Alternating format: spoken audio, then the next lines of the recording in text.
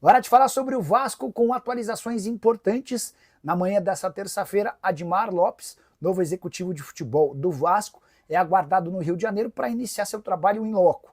Embora desde a semana passada ele já estivesse super envolvido no dia a dia do clube e fazendo coisas por telefone. Primeira missão do Admar vai ser encontrar reforços. E a preocupação se dá exatamente do meio para frente, posição de meio-campistas e também atacantes. Existe a impressão e a compreensão de que o Vasco precisa melhorar o seu sistema ofensivo. A saída do Payet garante uma enorme economia, cerca de R$1,5 milhão entre salários, direitos de imagem e impostos, e essa grana deve ser utilizada para a aquisição de pelo menos mais 2 jogadores, especialmente atletas de graça. Fernando Diniz vai ter parte importante nesse processo de escolha dos jogadores e vai caber ao Admar encontrar e negociar esses atletas no mercado. Só para completar em relação ao Cruz Maltino, o Bayer Leverkusen chegou a ser cogitado como alvo de um amistoso contra o Vasco, mas por falta de datas essa ideia está descartada. Cruz Maltino que pausa no melhor momento da temporada depois de uma vitória convincente contra o São Paulo por 3-1 em pleno Morumbi. Bora falar agora sobre uma sugestão dada ao Vasco dos últimos dias. De acordo com o canal Vasco, o meio-atacante peruano Sérgio Penha foi oferecido ao Cruz Maltino na semana que passou. E aí tem uma curiosidade, o Sérgio Penha, que atua como meio-atacante, tem 29 anos de idade, é sobrinho de Paulo Guerreiro, que fez sucesso com as camisas do Corinthians e do Flamengo. Sérgio Penha e Guerreiro estiveram juntos na semana que passou, defendendo a seleção peruana. O Guerreiro como titular, o Sérgio Penha como reserva. O Penha entrou apenas nos 5 minutos finais da segunda partida da data FIFA, empate em 0-0 contra a seleção equatoriana lá no Peru. Jogador que esteve no primeiro semestre desse ano no PAOK da Grécia, não dá para dizer que a passagem foi boa, foram apenas 5 partidas disputadas. Esse atleta surge no Alianza Lima, passa pelo Granada, pelo Tondela, além de atuar no futebol holandês e sueco até chegar ao PAOK. Pela seleção peruana, 49 partidas e 4 gols marcados. O ex-presidente do clube, Jorge Salgado, ameaça melar a recuperação judicial que o Vasco trabalha nos bastidores e também na justiça há meses. Projeto do Pedrinho, presidente do clube, que inclusive deu seus bens como garantia. Segundo uma matéria do jornal o Globo, o Jorge Salgado está bastante incomodado com o deságio que ele terá de aceitar caso essa história vá adiante. Hoje o Vasco deve ao ex-presidente cerca de R$25 milhões. E o Jorge Salgado perderia bastante dinheiro e receberia essa grana que sobrasse em muitas parcelas a perder de vista. Até por isso, Jorge Salgado, segundo o Globo, tem tentado convencer outros credores a recusarem o plano apresentado pelo Vasco. Se não houver aprovação, o Vasco volta a estaca zero, a recuperação judicial não sai do papel e fica praticamente impossível tocar o clube. Com a lembrança de que o Vasco contava com o dinheiro da 777, mas assim que o Pedrinho vai ao poder via ação na justiça e saca o pessoal da 777, logo de cara a empresa americana deixa de colocar R$270 milhões que estavam previstos para a temporada passada. Desde então, o Vasco sofre com inúmeros problemas financeiros. O novo diretor executivo já está no Rio de Janeiro, desembarcou ontem à noite. O português Admar Lopes chega para comandar uma pasta que já teve vários executivos nesta fase SAF. Vamos debater os desafios do Admar Lopes, falar também sobre o modelo que o Vasco implementa na sua administração e até que ponto ele pode ser vitorioso, porque afinal de contas, daqui a pouco já volta o Campeonato Brasileiro. CBF desmembrou a tabela da competição e o Vasco tem os seus desafios. Alguns jogos não estão marcados ainda e é fácil de explicar para você, porque tem o Mundial de Clubes rolando. Até quando vai jogar o Botafogo? Então, assim, o Vasco é o primeiro jogo. Dia 13 de julho pode ser marcado esse jogo, se o Botafogo for eliminado antes.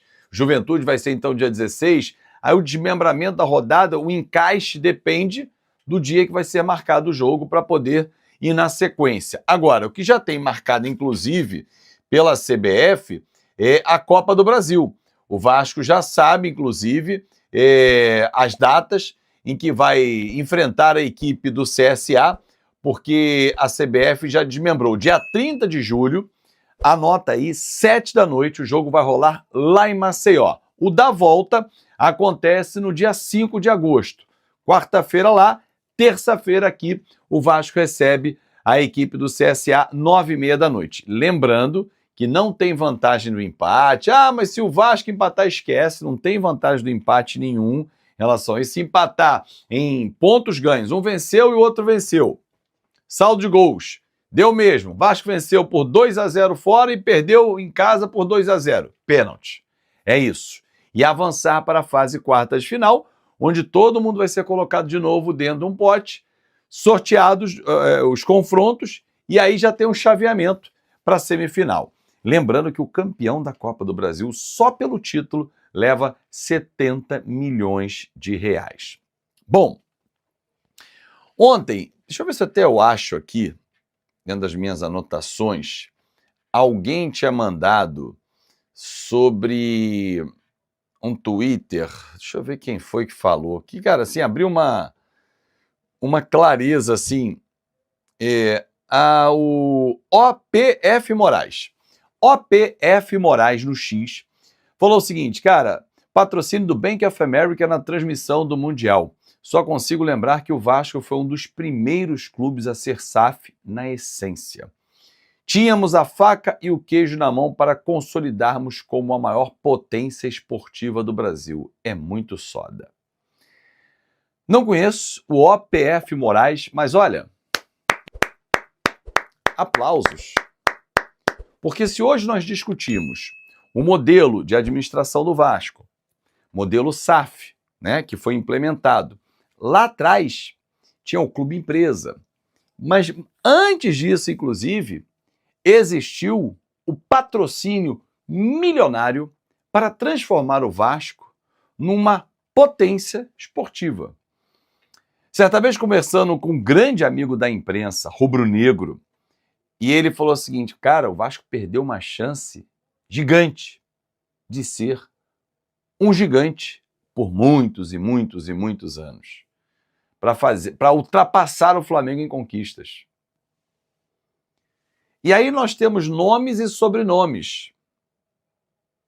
Encabeçando, Antônio Soares Calçada e Eurico Miranda, antes que as viúvas comecem a reclamar.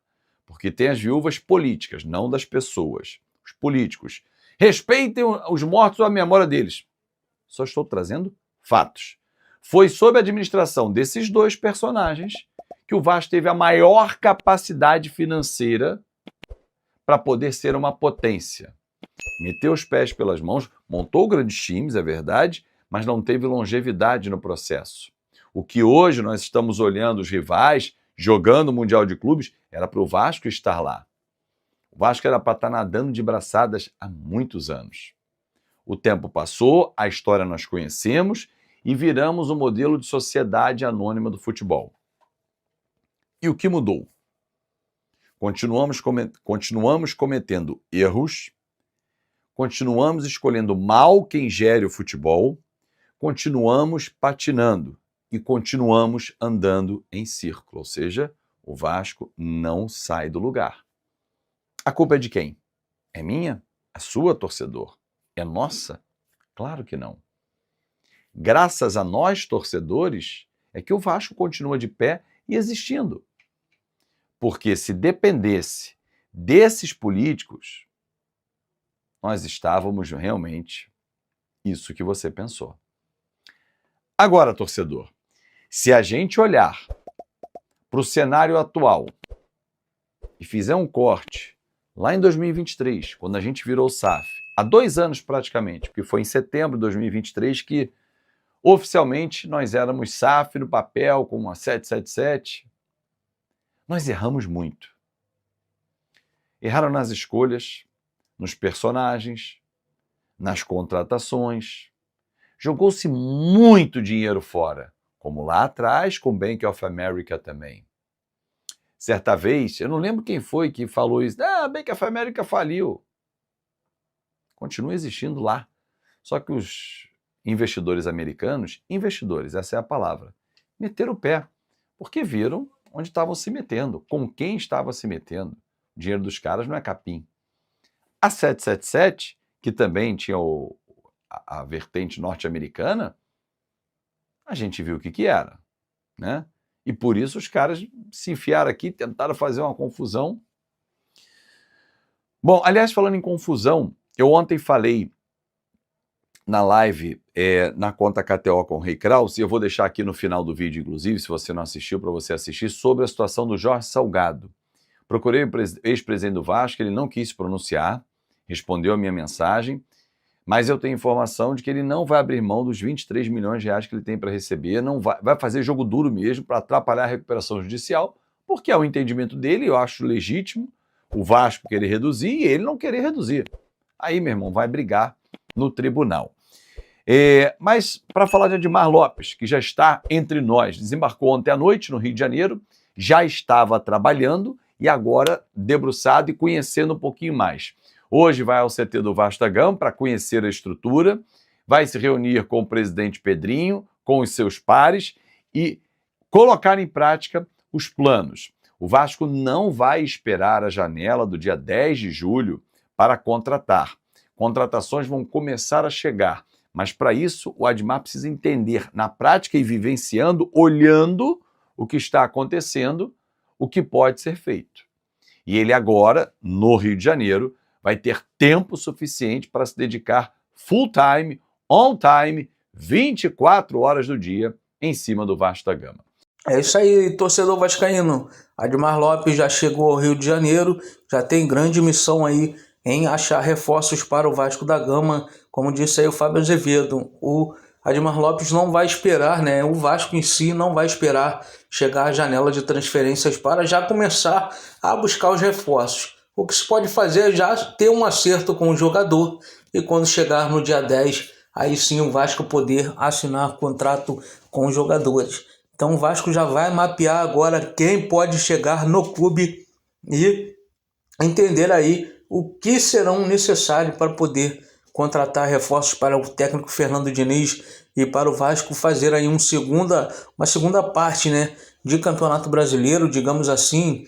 Essa segunda parte se dá aí por conta da parada para o Super Mundial e também Copa do Brasil e Sul-Americana, onde o Vasco está aí nessas 3 competições e reforços chegando só qualifica aí mais a equipe do Vasco da Gama para brigar por títulos nesta temporada. Achamos aí que é viável, né, conseguir brigar por Sul-Americana e Copa do Brasil, porque são competições de mata-mata. O Vasco ano passado chegou nas semifinais, então não é nada fora do comum você colocar aí o Vasco como um possível candidato ao título dessas competições de mata-mata.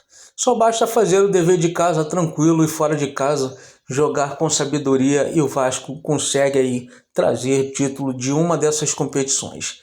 Deixa aí sua opinião nos comentários, não esquece de deixar like no vídeo, se inscrever no canal e ativar também o sininho de notificações para você não perder nenhum conteúdo do Vascão da Gama, o gigante da colina aqui no canal Eterno Vasco Oficial.